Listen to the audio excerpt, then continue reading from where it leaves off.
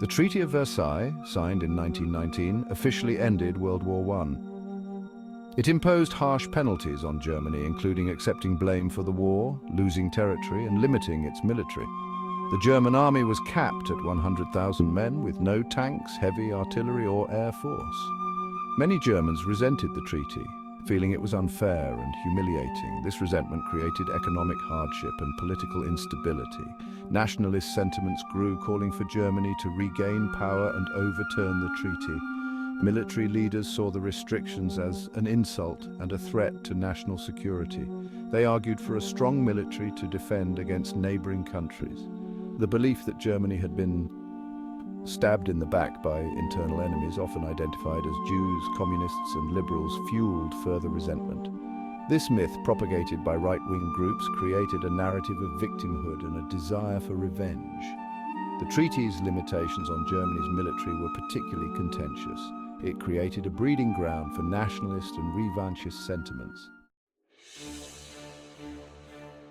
Despite the treaty's restrictions, Germany began secretly rebuilding its military soon after World War I.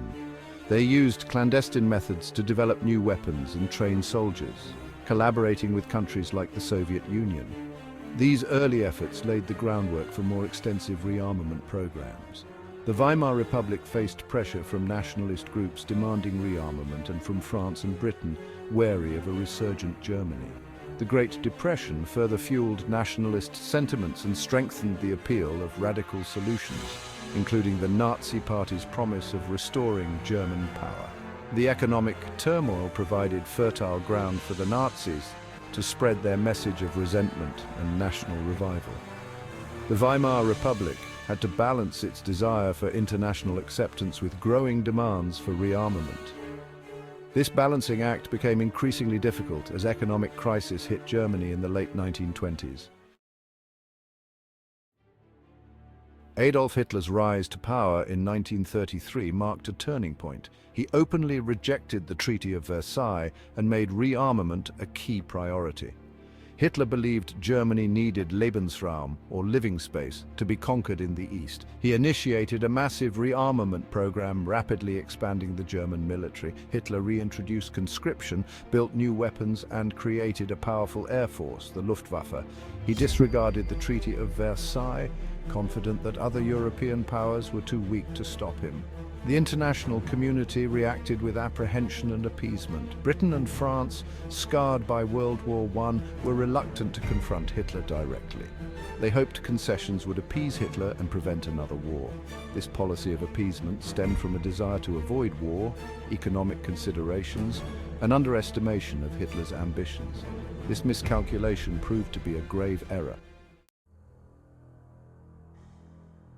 Throughout the 1930s, Germany's rearmament continued unchecked. Diplomatic efforts to contain Hitler's ambitions were often too little, too late. The League of Nations proved ineffective, lacking the will and means to enforce its decisions.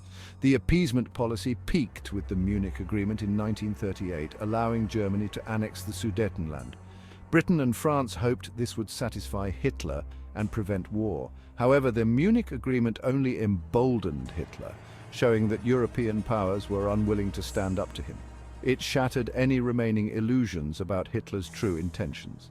His goals were not limited to revising the Treaty of Versailles. He aimed for a radical redrawing of Europe's map with Germany as the dominant power. The failure of appeasement emboldened Hitler and paved the way for further aggression. The world watched nervously as Germany continued its march towards war.